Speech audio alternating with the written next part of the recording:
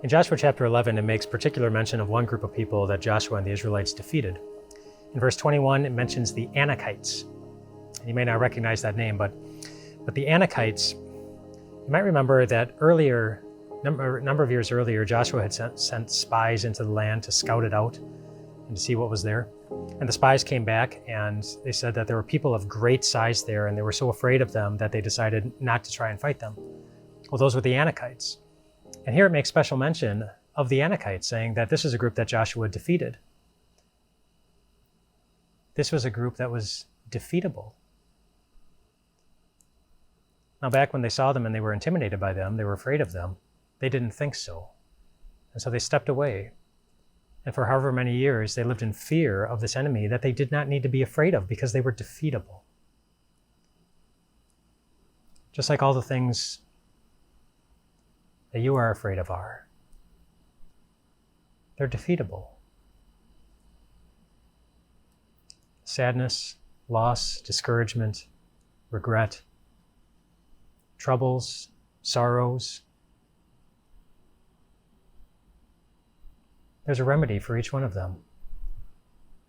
There's something in Scripture that defeats those things in our hearts over and over again and again, because those enemies come. They come over and over again and again, but you don't need to be afraid of them.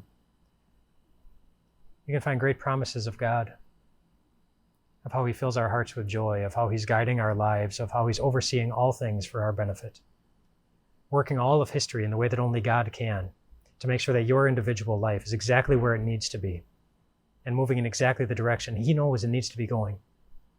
Overseeing even the challenges in your life so that they're not too much of a challenge, that they completely crush you, but they are enough of a challenge that they strengthen you in the ways that God knows you need to be strengthened.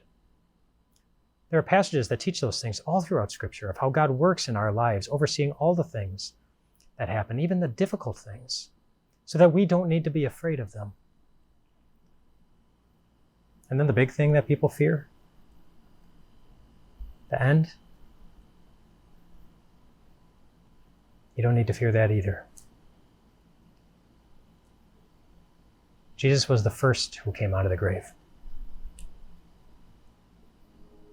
so that we could be the second, and the third, and the fourth, and the fifth, and the sixth, and see our loved ones again with bodies that will never break, never get sick, with hearts that will never again feel discouraged or guilty,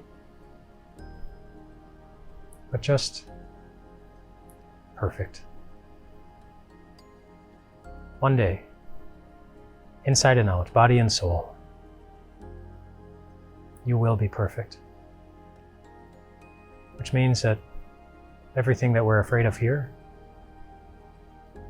it will have been defeated.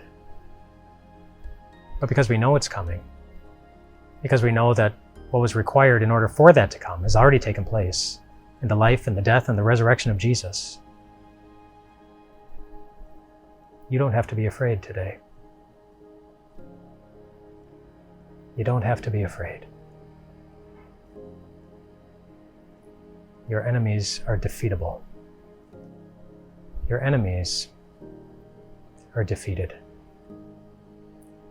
Rest well tonight, my friends.